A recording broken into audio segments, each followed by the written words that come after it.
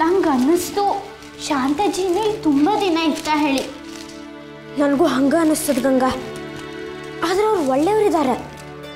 ಜಿಲೇಬಿನ ಮುಚ್ಚಿಡೋದ್ರಾಗ ಅವ್ರು ನಮ್ಗೆ ಹೆಲ್ಪ್ ಮಾಡ್ಬೋದು. ಸುಮ್ಮನಿದು ಸಾಕ್ರ, ಅವರಷ್ಟು ಕೆಟ್ಟವ್ರು ಯಾರೂ ಇಲ್ಲ. ನಿಂಗೆ ಎಂತೂ ತಿಳಿತಲ್ಲೇ ಬಿಡು.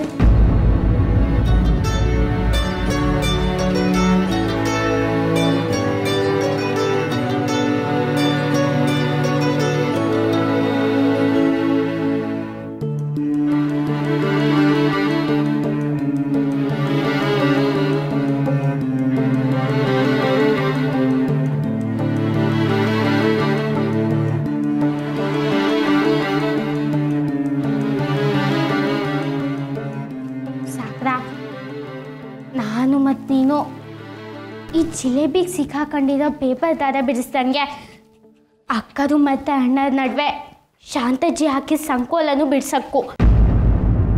ನೀ ಹೇಳಿದ ಖರೆ ಅದ ಗಂಗಾ. ಶಾಂತಜ್ಜಿ ಮನೇಲಿ ದೊಡ್ಡ ಯುದ್ಧನೇ ನಡೆಸ್ತಾ ಇದ್ದ. ಏನು ಮಾಡೋದ? ನಡ್ಬರ್ಕ್ ಹೋಗಿ ನಾವೇನು ಮಾಡ್ಲಿಕ್ಕಾಗೋಂಗಿಲ್ಲ ಗಂಗಾ. ಅಜ್ಜಮ್ಮರು ಯಾವ ಜಿಲೇಬಿನ ಹೊರಗೆ ಹಾಕ್ತವೋ ಗೊತ್ತಿಲ್ಲ. ಏಕದಂತಾಯ ವಿದ್ಮಹೇ ವಕ್ರತುಂಡಾಯ ಧೀಮಹಿ ತನ್ನೋ ದಂತಿ ಪ್ರಚೋದಯಾತ್.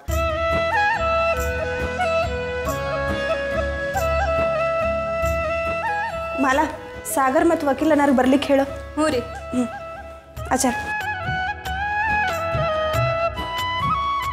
ನಂದು ಎಲ್ಲಿಗೆ ಹೊಂಟಿ? ಪೂಜೆ ಶುರು ಆಗೋ ವೇಳೆ ಆತಲ್ರಿ, ಅತ್ತಿಯವ್ರಿಗೆ ಕರೀಲಿಕ್ಕೆ ಹೊಂಟೇನ್ರಿ. ಹೌದವ, ಕರಿಬೇಕು ಖರೆ. ಆದ್ರೆ ರಾಧಾ ನಿನ್ನ ಮ್ಯಾಲೆ ಎಷ್ಟು ಸಿಟ್ಟಾಗಳೆ ಅನ್ನೋದನ್ನ ಹೇಳ್ಕೊಲ್ಲತಿ. ಯಾರಾರ ಅಡ್ಡ ಬಂದ್ರೆ ಸಾಕು ಹರ್ಕೊಂಡು ತಿನ್ನುವಂಗೆ ಮಾತಾಡ್ತಾಳ. ನೀನೀಗ ಹೋಗಲ್ಲಿ ನಿಂತ್ರ ಮನೀನ ಹದ್ವಾನ ಮಾಡಿಬಿಡ್ತಾಳೆ ಬಿಡು. ಹಾಗೇನಿಲ್ರಿ, ಅತ್ತಿಯವ್ರು ಯಾವತ್ತೂ ಹಂಗೆ ಮಾಡೋದಿಲ್ಲ. ನನ್ನ ಮೇಲೆ ಜರೂರು ಬೇಸರ ಮಾಡ್ಕೊಂಡಿರ್ತಾರ. ಆದ್ರೆ ಅವ್ರ ಮಗ ಮತ್ತು ಮೊಮ್ಮಗನ ಮೇಲೆ ಪ್ರಾಣನ ಇಟ್ಕೊಂಡಾರ. ಅವ್ರಂದ್ರೆ ಸಾಕು ಅತ್ತಿಯವ್ರ ಜೀವ ಪುಟಿಯೋದು ಚೆನ್ನಾಗಿ ಆಗ್ತದೆ. ನಾ ಬರ್ತೀನಿ ತಡ್ರಿ. ಅಯ್ಯ